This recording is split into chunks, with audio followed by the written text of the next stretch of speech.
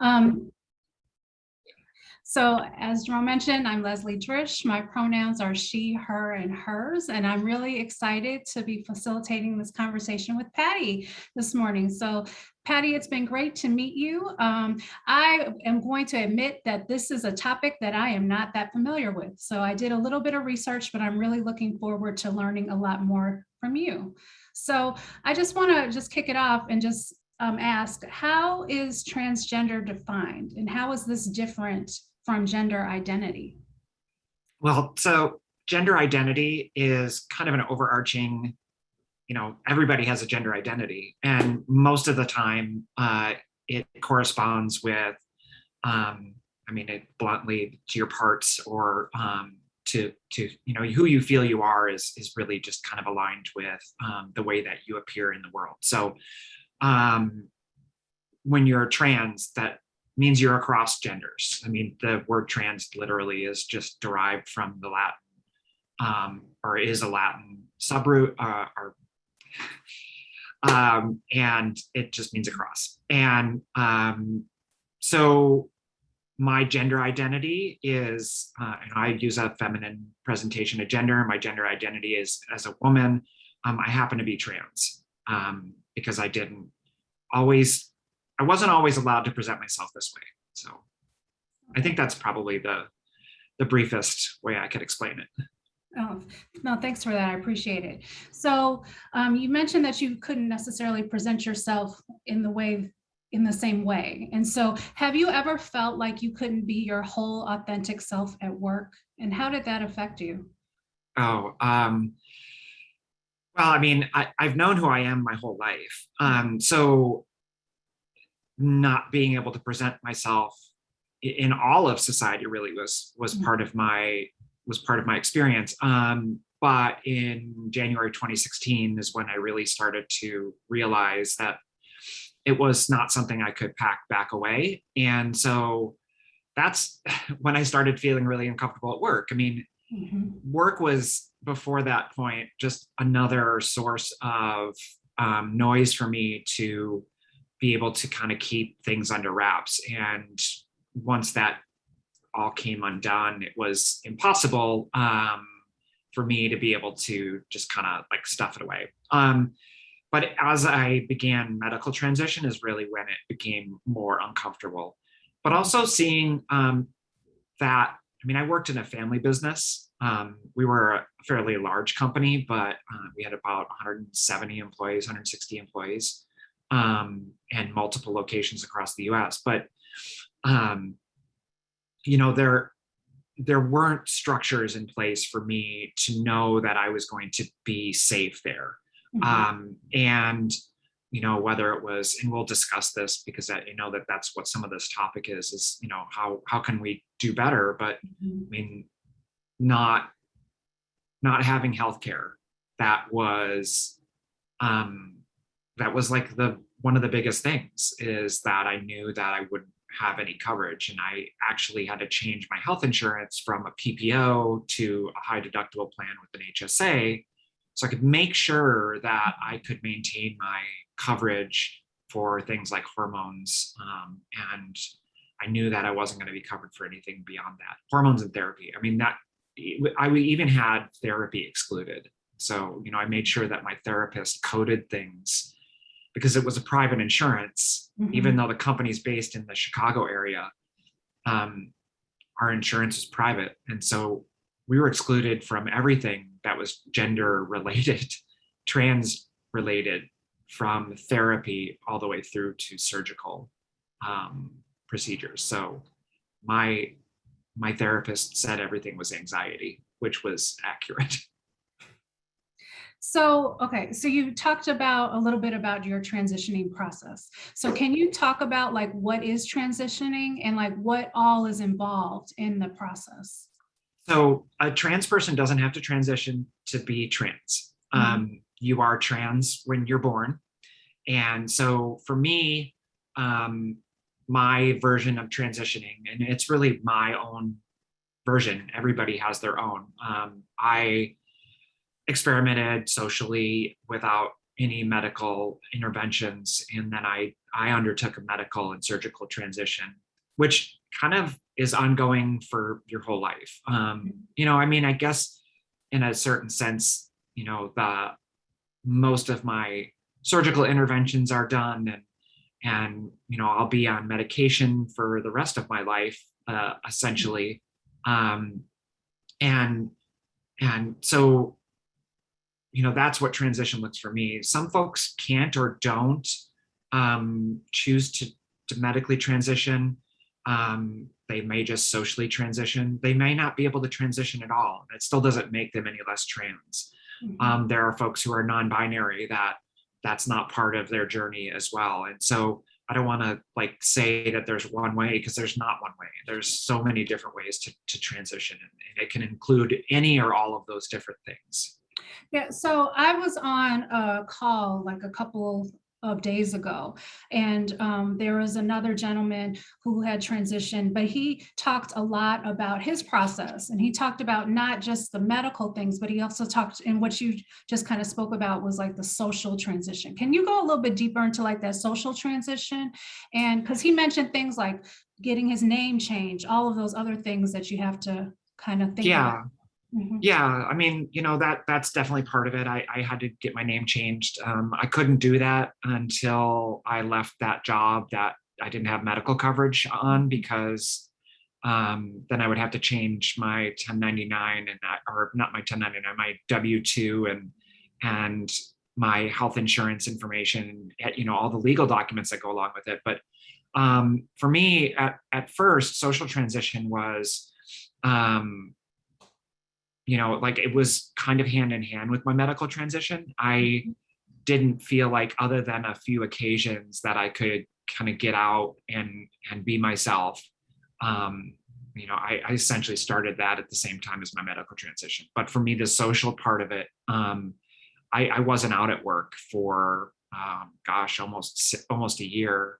And so, my life was, living my truth full time in the city of Chicago, while having to, bury that and hop on a train to go out to the suburbs for my day job. So, those kinds of things are things that people run into during a social transition.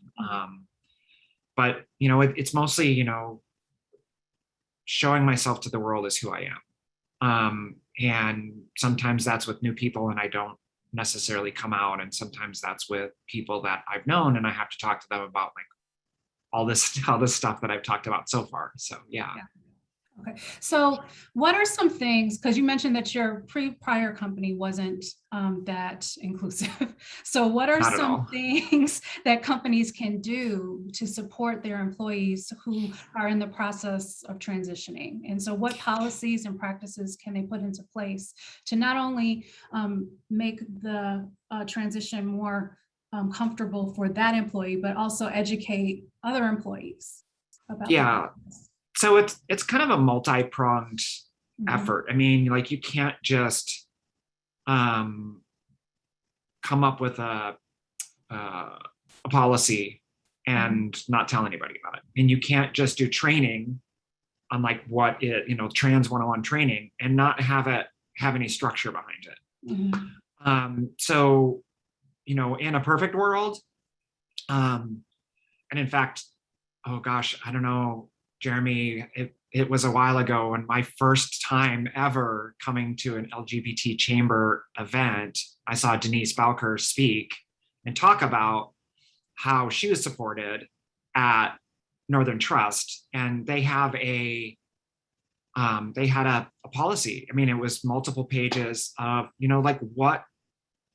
what the process is, not only for the company, but for the trans employee. So she knew what to expect from her company, and they knew what to expect as well. So there was this essentially agreement.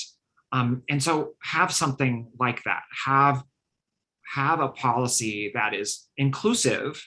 So, it has to be based in allowing people to be who they are, and supporting them in that way. But then also couple that with trainings for, the people who immediately affected, if someone's coming out to their group or to their department, or you're going to have to talk to people about how to navigate that as someone who is going to be an ally. I mean, we're hoping that everybody we work with is going to be an ally for us, or at least be quiet.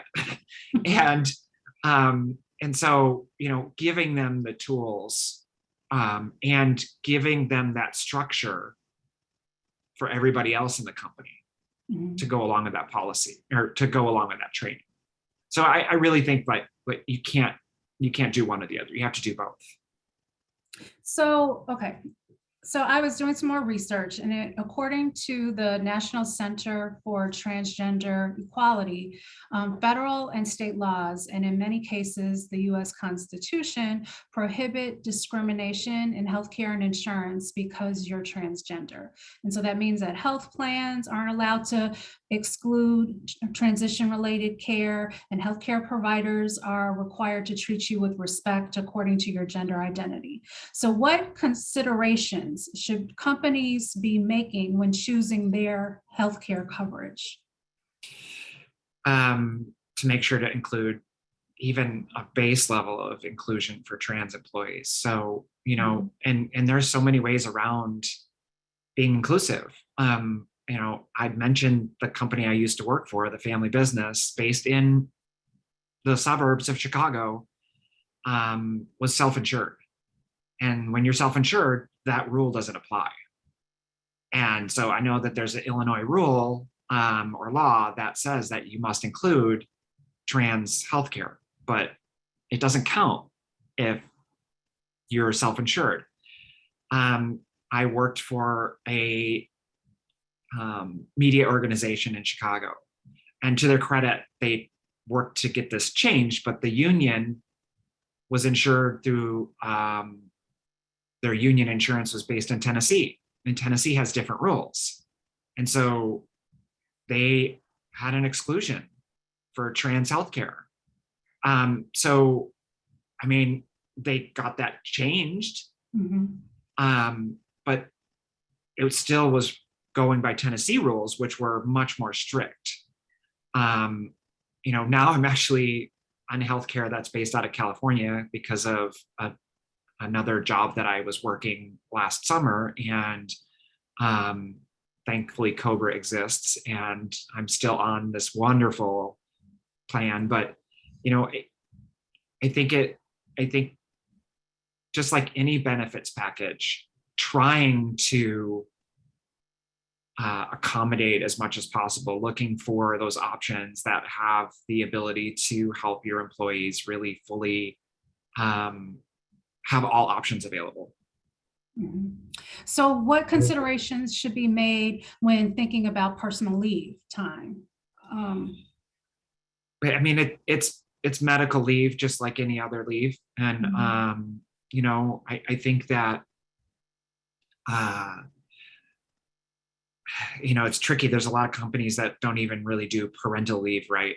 Yet, because there's no law on it, although it's starting to change. So I think it would probably go hand in hand with that benefit. I mean, I think that everybody looks at these things as, oh my gosh, I'm going to lose more time with this employee. Gosh, that's not worth it. But I think that the benefits correlate to that sense of feeling included and belonging and loyalty. It's a lot of money to train new people, and if the benefits package isn't there, you're going to have difficulty recruiting the right people. I know Jeremy had a question come up, so I didn't want to. Yeah. Like I'm done. So I let him jump in there with the question. Yeah. So I know Lotus had her hand. Lotus had your hand up.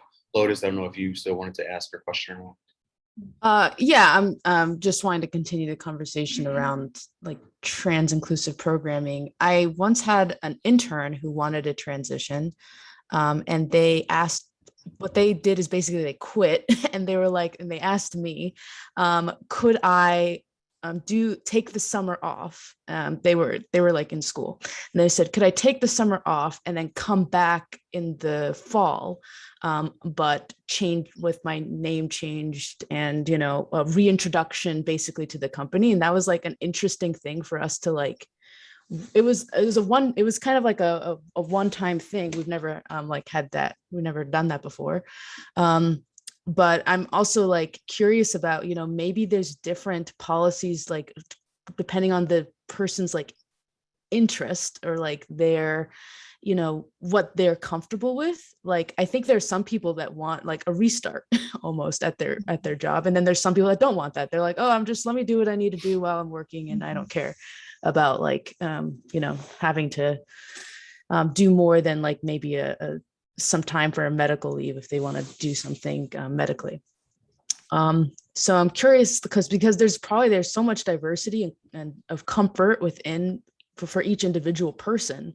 I'm curious about you or other people's like thoughts of like, how can we get creative with, you know, some of the ideas we might have around, you know, this idea of like reintroducing people and in their environment if that's necessary, or maybe even like maybe there's different approaches for different people, you know, maybe it's not like a one size fits all. So I just wanted to get your thoughts around that. It absolutely is a very individual approach. I mean, everybody's comfort level is different. You know, there are trans people that don't want to be an example. They don't want to talk. They just want to be. And you know, that's acceptable. I mean, we allow that for some people. Just, you know, like non-trans cisgender people, we do that all the time, right? So, but I think that there are ways to handle things. Like, I know for me, I quit the job, and I didn't go back to that employer. But I just did, I kind of did the same in life. I moved out of Southern California. I'd lived there for 20 years. I moved here. Well, actually I'm not in Chicago right now, but I moved back to Chicago, and because I didn't want to have to deal with having to re-educate everybody. That's what I don't want, you know, like, Yeah. I would love for an employee to be like, you know, I feel comfortable enough that, you know, I don't feel like I have to completely quit. I can maybe take some time, or maybe there's some things we can set in place that would make anyone feel comfortable just doing that within the same workplace. So I'm curious, like, if you think back, what would have made that happen for you? Like, how would that be possible? Well, I mean, there would have been a lot that would have had to change. It would have had to have been pretty magical, but yeah, I mean, I think that having a policy in place and healthcare that allows all of the options that are available to me, and I think having those in place would indicate to me, at least, that the workplace is also then welcoming to me, right? And so, and then I'm, you know, not allowed to, but like it's a space where I can be myself. You know, for me, that wouldn't have happened at that job, you know, but, you know, I worked at the Chicago Reader there after I quit that other job. And I felt welcomed and affirmed. And even though that, you know, we had to fight to get the healthcare exclusions removed, I knew that they were on my side there, right? And so I think that just having that feeling that you are cared for, I mean, you know, we're human beings just like anybody else. We want to feel good about the place that we spend most of our time at. So, you know, just having that extra level of care, I think would have been important. And, you know, regards to like having to educate, I mean, I would have taken that. If there would have been an opportunity, I mean, I was trying to figure out a way to do that. I would have preferred to stay there. You know, I know that there's all kinds of different things that can be done to fix that. I just know that that wouldn't have happened there. And I think that when you do that, you also have to keep in mind that the trans employee can't then become, unless they're willing to, and they're the ones that say that they're willing to do that, it can't become this resource that you are tapping continuously. That's their decision to make. They are the ones that say, I want to help you do this. I mean, that's my personality. That's why I do these talks, right? And that's why I'm so out and about talking about these issues, because I'm the kind of person that would do that. But there are plenty of other trans folks that don't want to do that. They just want to go to work. And, I mean, it's tempting sometimes too, but it's the reality of it. And so we can't ask them to constantly be doing that work, especially for free. So thank you for that question, Lotus. So Patty, I'll ask you one more question, and Leslie will go back to you to hopefully get a couple more questions in. Okay. So we got a question from Drew. Patty, did or do you find it challenging to find a mentor to help with your career progression? If a mentor existed or exists, did you have to sort of fill out that person or the mentor to see how they would react to the transition process? So it's actually kind of funny, and I need to get back in contact with this person. I had a mentor before transition, and he is an older guy. I worked in manufacturing, and so that's a very cis white male dominated world, and especially in the process improvement kind of lane that I was in.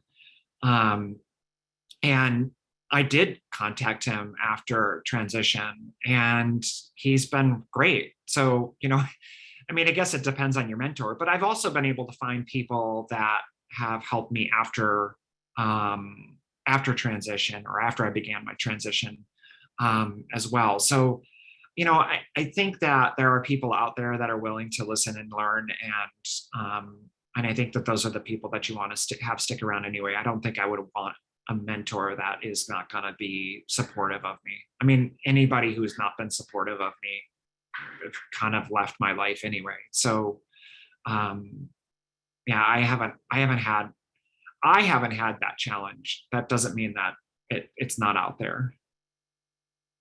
I also happen to run my mouth a lot. I talk a lot. I'm kind of extroverted. And so I tend to be able to more easily do those kind of things that put myself out there. So I don't know if anyone else in the audience has any more questions. But, Lotus, you have your hand up again? Did you want to ask something? Yeah, it's just an interesting aspect of, so there was a time where I accidentally found myself running an LGBT support group. That's a long story. But in that, there was several people who were transitioning in the entirety of their life. So, of course, not just work, but also in their personal life. And for at least 3 of the people in this group, they experienced problems with their families too, where they had, some of them had to get some of them were just facing, interpersonal problems, and some of them had to get divorced, or, now they have to think about different things for their childcare. There's a lot of things that go on in someone's personal life too, that could affect their work. And I'm wondering what could we do as employers to help ease also what's going on outside of work, these social transitions that are happening that could dramatically affect someone's mental health, somebody's someone's, it could potentially even someone's income if they're now getting divorced and have to go through a lot of legal things. There's just a lot of these different factors to consider. Or is it even employers' place to do anything at all? I don't know. It could even be just a matter of kind of like the empathy or like feeling cared for. Maybe it's just a matter of like, maybe we should just be dropping hints that we are supportive, or I don't know, like what the proper way to respond to like all of that could be like. And for some people, you know, they don't have these problems. Some people, they transition and everything's wonderful. But I would say like a good amount of people may have these issues, and like, how can we respond? I think the biggest help is to be good listeners. So if there's a level of trust, if there's psychological safety, and you allow folks at your organization to express themselves, they will tell you. And so, you know, really being tuned in to what they're saying and what they're asking for. We're all individuals, whether we're cisgender or trans, whether we're queer or straight, you know, regardless of what we look like. And so we all make individual decisions, and everybody has a way of, you know, kind of their best way that they can be approached on things like that.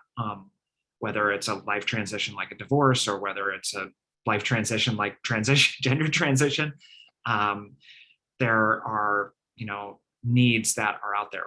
You know, is it the responsibility of the employer to offer that? I think that I think it's kind of up to the employee at a certain level, that whether or not they're going to be receptive to having that. And I think that having an approach that is, you know, like something like, you know, we care about you, but we realize that what you might need looks different depending on who you are. And so, you know, we want to make sure that we're going to approach those things in the right way. So, you know, talk to us kind of approach. I don't know if there's any right answer for that, because, you know, like one approach just might not resonate with everybody. Well, I know we are out of time, but we really appreciate you sharing your story and your experience and giving us some real concrete things to think about as we're developing our policies and thinking about how we can support all of our employees. So I appreciate you. I know Drew said he has another question. I don't know if we have enough time. Jeremy, do we have enough time, or? I can answer it real fast. So we can. So if Patti can stay, then yes. Okay. We can. Okay. All right. Yeah. So I think having policy in place and having regular trainings, and having, I don't know how to signal this exactly, but having people in the office that are supportive. So, you know, like knowing that that's not going to be an issue, is, you know, around recruiting, around retention, that people know that they're going to be safe there. So, you know, if there is a culture that is transphobic, that allows that kind of content to happen, that needs to be changed or addressed. And so even if there is some of that if people see that that's being addressed, then that will mean, well, maybe I will be safe there. And so there are certain things, you know, beyond just like slapping a trans flag onto a website, but also like make sure your EEOC statement is updated to include gender identity in it. I mean, I know when I was looking for work, I would look at the EEOC statement. If they had updated gender identity in there, then I would figure they're safe. You know, if your company's big enough to be considered in the CEI index, is your score 100? Because if it's not, you know, I may not bother. So those are the kind of things to signal. That's great. Patti, we did get Roxanne. I know you had put your hand down. Do you have a quick question? No, Patti, I do not, but thank you so much for joining us, Patti. It's good to see you virtually. Yes, it is. You too. You look so cute in your little sweater. It's fall here in Chicago, isn't it? Yeah. I'm actually in Arkansas. Bless your heart. I'm speaking at the U.S. Trail Running Conference today. So congratulations. Yeah, we're gonna try and protest a little bit too. Cool. Well, thanks, Roxanne. So we'd love to give both Leslie and Patti the chance to share any final remarks. Patti, anything that you want to close out with in terms of just notes, thoughts, anything? I think just treat folks with kindness. I mean, I know it's kind of trite or cliche, but just be kind to people. We're all going. It doesn't matter if they're trans or if they're cis or they're straight or they're queer. Like let's try and show some human kindness and some empathy and be and understand that we're all on this rock together. And but it's not hard to be kind. Thanks, Patti. Leslie, do you want to share any final remarks about just the great D&I work at the bank and invite people to come join the team if the opportunity ever exists down the road? Oh, absolutely. We're hiring at the bank, so we would love to have you join us. We are very inclusive. I will say I've been at the bank for 2 years, and it is by far the best job that I've ever had, and so I absolutely love it there.